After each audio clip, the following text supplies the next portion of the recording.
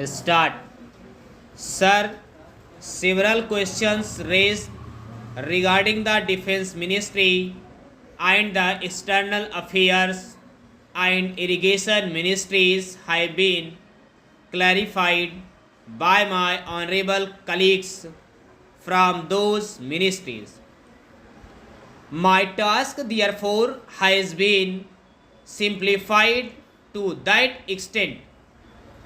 Before I go to the questions, financial and economic raised by several honorable members, I should like to clarify one or two points which are more administrative than economic or financial.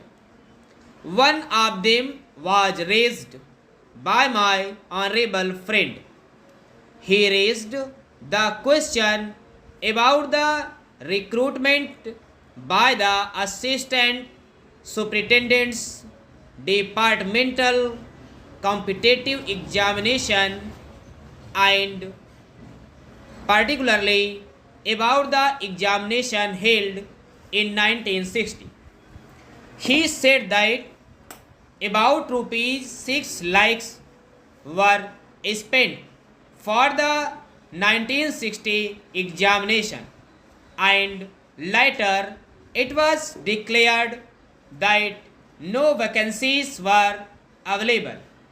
He therefore suggested that a definite procedure should be there and the examination should be held according to the vacancies declared in advance, and all persons who have qualified in that examination should be eligible for promotion or for appointment. Sir, I do not know whether the honorable member knows how these vacancies are filed. He probably refers to the section officers grade in the Central Secretariat Service. This is filled 50% by direct recruitment and 25% by departmental competitive examination open to the assistants, that is the next lower grade, and the rest 25% by promotion of the assistants on the basis of seniority subject to fitness.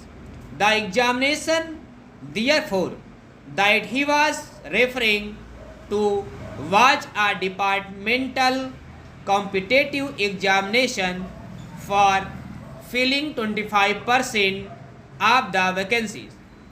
It takes about 1 year for the Union Public Service Commission to declare the results of the examination from the time they take up the question of the examination. It is not therefore possible to declare the number of vacancies to be filled in from the very beginning. To declare them just when the results are out is more realistic, and that is what is done.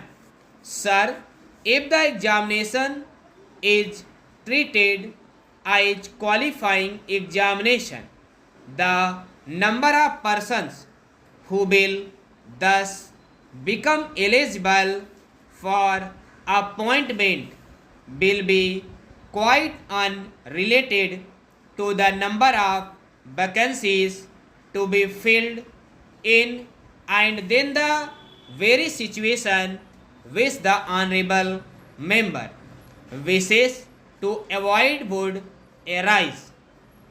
It would not then be possible to hold any of the examinations at regular intervals and promotions against this quota would become very fruitful.